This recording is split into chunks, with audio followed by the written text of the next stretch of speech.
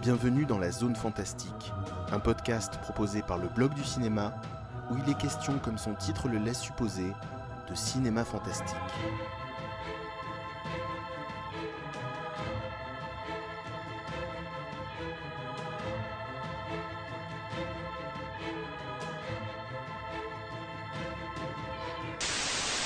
Chères auditrices et chers auditeurs, bienvenue dans ce nouvel épisode de la Zone Fantastique. Je suis avec Elvina Jekyll. Bonjour tout le monde. Dites-moi, est-ce que vous êtes prêts à découvrir la plus sexy des fiancées de Frankenstein ? Mais bien sûr. Puisque aujourd'hui, on va parler de Frankenhooker, un film réalisé par Frank Henenlotter et sorti en salle en 1990. In 1931, the world was horrified by the motion picture Frankenstein. In 1935, horror turned to terror with The Bride of Frankenstein. In 1990, the makers of Basket Case and Brain Damage bring you... Want a date? Frankenhooker. Jeffrey Franken has a plan. I just want to bring it back. He has the ingenuity. I need female body parts. He has everything he needs, except the raw materials. Just hold still. Excellent. Oh my God. Onion!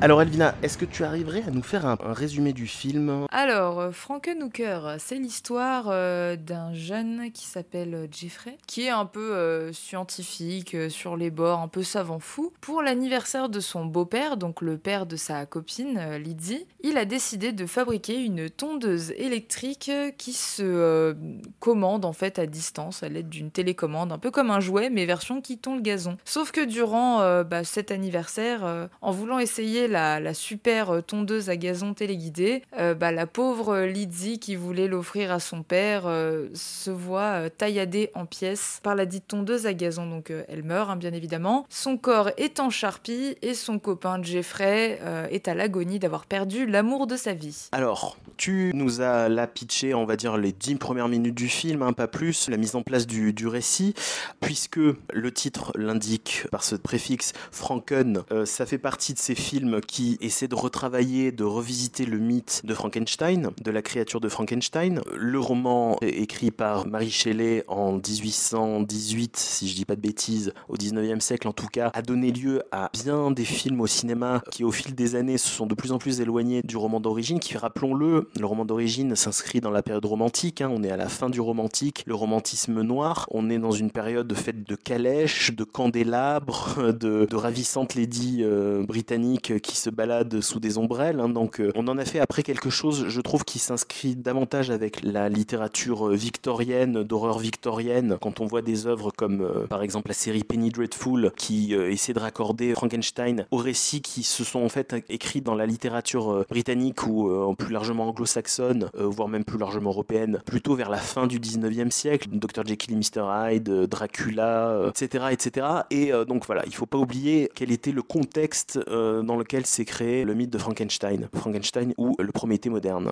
Donc là voilà, on est dans une nouvelle version du principe du savant fou qui recrée une créature à base de cadavres humains, puisque c'est ça qui va se passer avec Jeffrey suite à l'accident mortel qui est arrivé à sa petite amie. Il va essayer de la reconstituer avec ces espèces d'expériences scientifiques. On a l'impression qu'il est assez autodidacte, il fait des choses assez étranges sans trop savoir ce qu'il va faire. C'est toujours la question que pose bien sûr le mythe de Frankenstein, c'est sur l'irresponsabilité de certains personnages prométhéens qui dépassent peut-être parfois les limites de la science. Voilà. Là j'ai beaucoup parlé du Franken, j'ai moins parlé du hooker, puisque si vous savez ce que veut dire hooker en anglais, ça veut dire entraîneuse, c'est-à-dire une fille qui vous alpague, une prostituée qui vous alpague, qui fait du racolage actif, on va dire, dans la rue. Et donc c'est la rencontre en fait entre deux concepts, Frankenstein et des prostituées.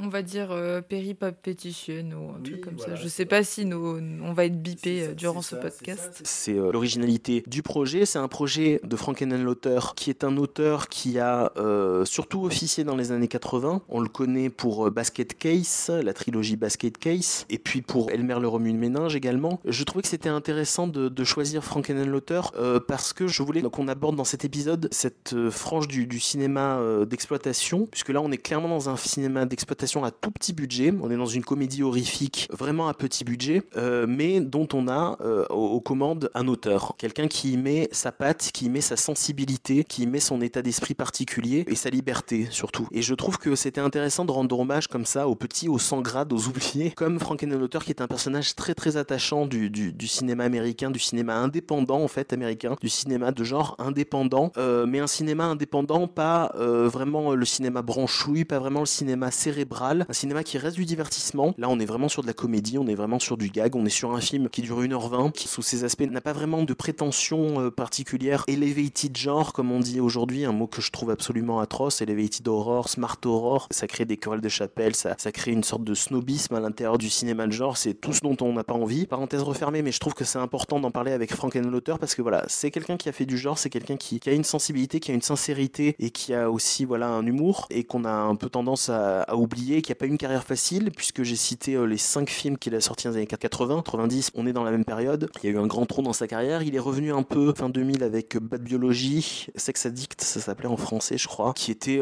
dans la même mouvance, c'était l'histoire de deux personnages qui ont des attributs sexuels monstrueux, hors normes, sous des aspects de comédie potache, on peut se dire voilà c'est complètement n'importe quoi, c'est une grosse déconnade. Derrière il y avait quelque chose qui parlait aussi de l'ultramoderne solitude, on peut dire de la solitude de citadin, de la difficulté à trouver sa place dans le monde actuel, réussir à se trouver une sexualité dans laquelle on se sente bien, trouver un partenaire avec lequel on se sent à l'aise, ça parlait de la difficulté à partager son intimité, toujours ce discours autour des marginaux, des personnages qui sont un petit peu décalés sur le côté comme ça. Il y a ça chez Frank Henenlotter, il y avait déjà ça dans Basket Case, qui était un film qui était vraiment tourné sur la 42e, quoi. On était vraiment en plein dans le quartier de New York avant que New York soit complètement réhabilité dans les années Rudolph Giuliani, début des années 90, on était encore dans ce New York très craspec et on retrouve de ça quand même dans Frankenhooker. Je sais pas ce que vous en avez pensé, qu'est-ce que t'en as pensé toi Elvina en voyant le film? Moi je le connaissais avant que tu le proposes, je l'aime beaucoup ce film,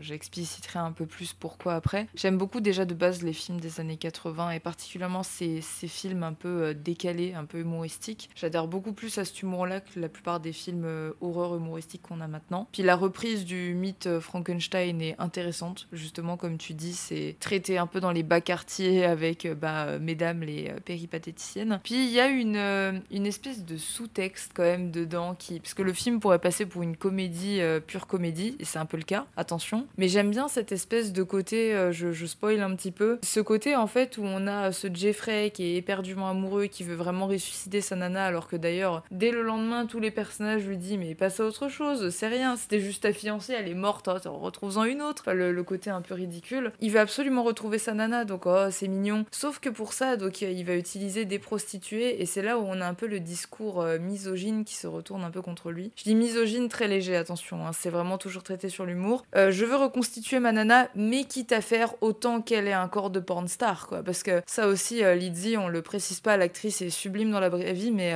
elle a été volontairement un peu grossie au début, avant d'être hachée menue par la tondeuse. Et donc voilà, c'est bon, j'ai des bonnes intentions, j'ai envie de réanimer ma copine parce que je l'aime, mais quitte à faire, ce serait bien qu'elle ait un corps d'actrice porno, quoi. Et du coup, l'homme va utiliser plusieurs femmes pour essayer de faire la femme parfaite. Et cette chose va se retourner contre lui, entre guillemets. Donc je sais pas si je peux vraiment parler de la fin ou pas. Le film est sorti à un moment. On va essayer de pas trop en dire, mais disons que cette chose va quand même pas mal se retourner contre lui sur pratiquement la moitié du film, en fait, jusqu'à la scène finale qui se retourne même totalement contre lui. Et cette espèce de petit pic un peu à cette misogynie légère, je l'aime bien. Je l'aime bien aussi parce que c'est marrant, l'intention de Jeffrey qu'il y a derrière cet amour aveugle qu'il a pour sa chérie. Enfin voilà, en tout cas moi j'aime bien ce film. Belle esthétique, très marrant, les effets spéciaux sont vieux, mais ça passe en fait, ça passe clairement. Comme tu dis, c'est un petit budget, et c'est un petit budget qui a été très bien utilisé. Ouais, puis c'est un film, je trouve ça marrant, qui est très girly, je trouve, dans la déco, dans la manière dont les couleurs sont mixées et tout, je trouve que c'est un film qui fait très girly, et pourtant je pense pas que c'était le public public visé par Frank Henenlotter. Quand j'en parle autour de moi, je remarque que c'est plutôt mes collègues féminines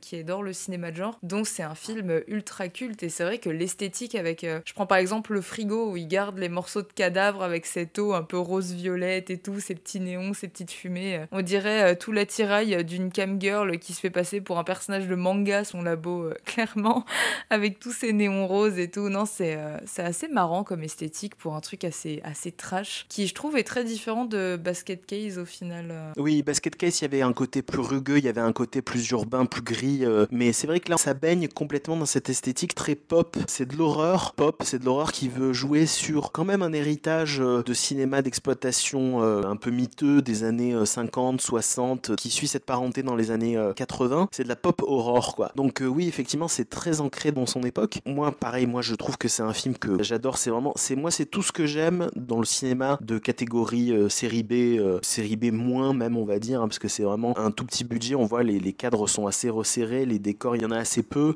Les effets spéciaux, c'est Gabe Bartalos, si je dis pas de bêtises, donc qui a officié sur pas mal de productions de Charles Band. Donc on voit dans le film que les prothèses, elles sont assez grossières. Voilà, on sent qu'on n'est pas chez... On a parlé de Greg Nicotero pour parler de Green Inferno, on n'est pas chez Screaming Mad George, on n'est pas chez des gens comme ça, on n'est pas chez Chris Wallace, chez Rob Bottin, chez tous ces mecs qui se sont déchaînés dans les années 80. On a vraiment l'impression que les années 80, ça a été le pinacle des effets spéciaux practical, de la prothèse, du gore plastique. Là, c'est sûr que c'est un petit peu plus grossier, mais voilà, dans cette catégorie-là, moi, c'est tout ce que j'adore parce qu'il y a un point de vue d'auteur sur le sujet et on n'a pas ce point de vue comme ça qu'on vous pose sérieusement. Tout se mêle dans le concept. Le fantastique est une symbolique, est une hyperbole de ce propos. Il sert complètement ce propos, ce point de vue d'auteur. Et donc, voilà, c'est pour ça que moi, je trouve que ça fonctionne complètement. C'est un propos, en fait, sur la prostitution et en fait, plus largement sur la façon dont les hommes, dans la société des hommes, utilisent le corps des femmes. Les abus, les largesses qu'on prend avec les corps des femmes, avec la façon dont on le marchandise aussi, voilà, il y a toutes ces questions-là. Ne serait-ce que, voilà, un regard sexualisé, objectivé sur le corps des femmes. Mais le message nous est pas asséné avec une espèce de moralisme, avec une autorité, avec une espèce de pudibonderie, avec un rigorisme. C'est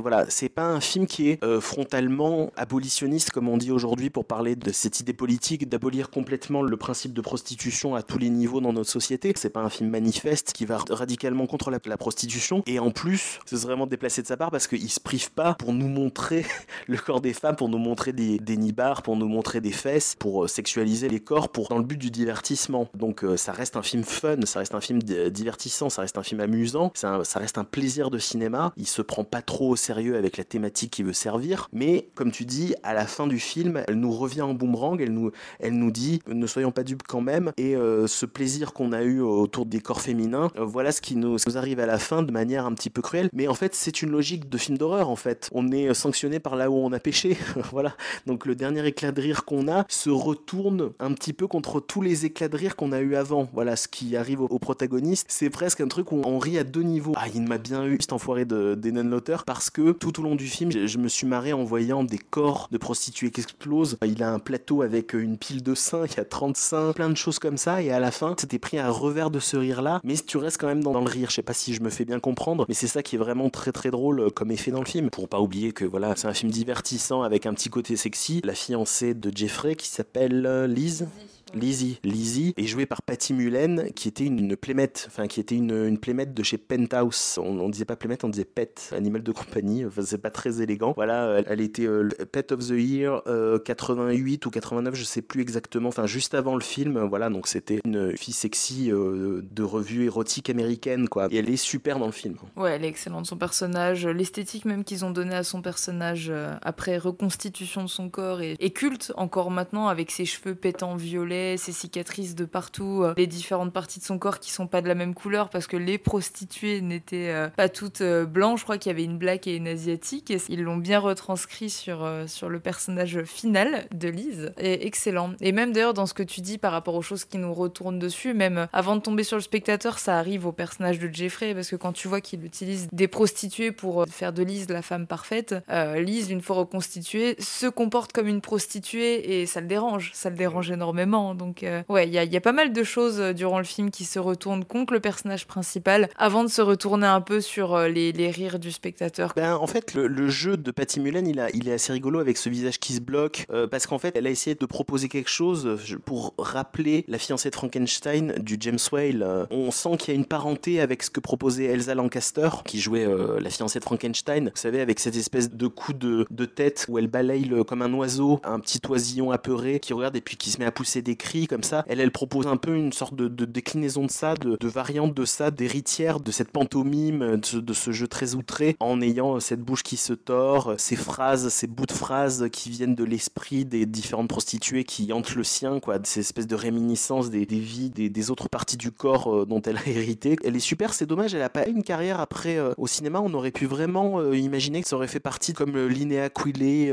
ces espèces de sexy girls. On aurait pu s'attendre à ce que Patty Mullen ait une carrière sympa dans les films, que ce soit d'ailleurs dans l'horreur ou dans la comédie, enfin qu'elle trouve un emploi, des rôles de scream queen mais un peu décalés. Finalement, ça n'a pas été trop le cas et c'est un petit peu dommage, voilà. Cela dit, c'est vrai que Frankenhooker c'est 90, on parle de cinéma des années 80 mais c'est 90, et c'est vrai qu'après dans les années 90, ce cinéma dont on a parlé, dont Frankenhooker était un des enfants terribles, c'est un petit peu calmé dans les années 90, hein. Le cinéma a été un peu nettoyé par le vide, en fait, par le fait qu'une ville comme New York s'est aseptisée, gentrifiée, c'est le mot que j'ai cherché. Et en fait, les cinémas qui exploitaient ces films-là ont disparu. Il y en a eu de moins en moins. Il y a beaucoup moins de films d'années 90. Comme ça, pop, rigolo, sympa, divertissant, généreux dans leurs effets. On est tombé dans une période un petit peu plus de vache maigre. Elle arrive aussi un peu tard, peut-être, Patty Mullen. Et Frankenhooker, voilà, on a bien vu le désert qu'il a traversé. Il a eu une carrière assez compliquée. Il n'a pas enchaîné beaucoup de films. Mais c'est aussi pour ça qu'on aime ce cinéma. C'est un cinéma underground. Les marginaux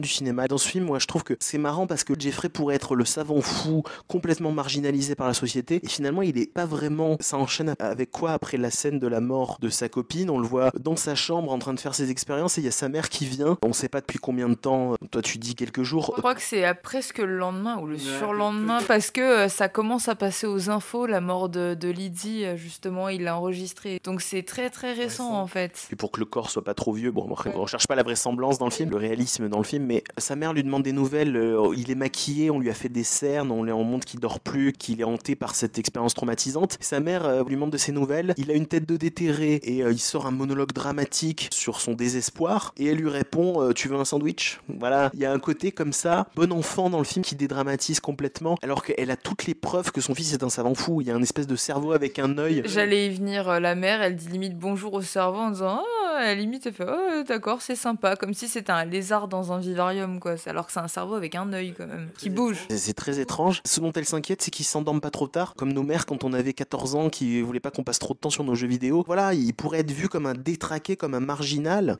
il pourrait prendre le monde avec hostilité, et finalement quand il sort dans la rue dans ce milieu des prostituées avec ce Mac qui est quand même assez inquiétant, il est bodybuildé, il fait peur, on sent qu'il veut le tuer à la fin. Voilà, il est pas plus inquiet que ça, voilà, il est pas très à l'aise avec ce milieu, il a des conversations avec les prostituées qui sont un peu décalées parce que lui il attend pas d'elles des services sexuels, il recherche des morceaux pour sa créature, mais le monde autour de lui ne le traite pas comme ça, comme un marginal. Même le présentateur météo, il y a un moment, il y a le présentateur météo, une tempête s'annonce, c'est parfait pour les expériences scientifiques, pour les savants fous ce soir, si vous voulez faire une expérience scientifique.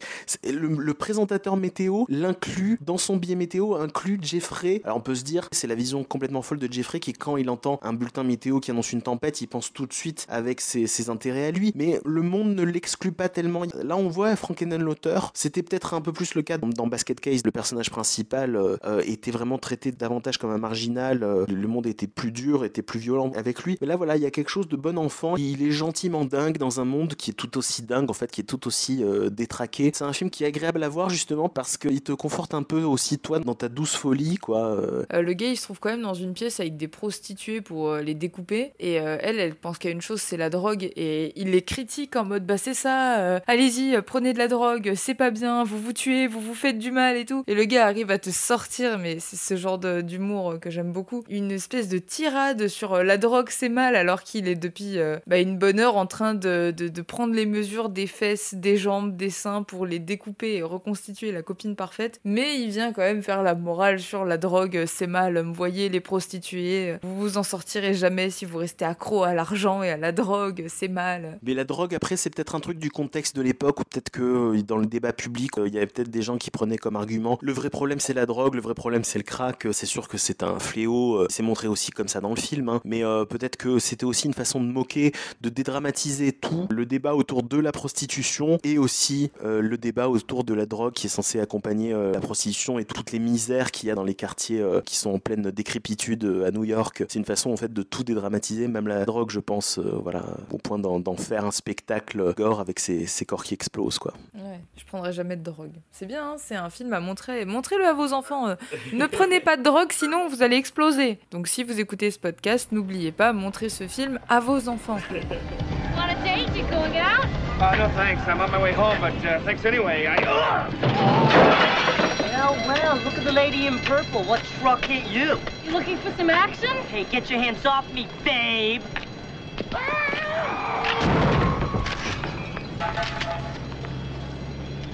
Jeffrey, we've only got a few minutes left before we hit the streets. Have you found your perfect woman yet? Oh, yes. God, yes. Yes. Take me, yes. Si vous avez apprécié cette émission, n'hésitez pas à vous abonner et on se retrouve prochainement pour de nouveaux épisodes. À bientôt!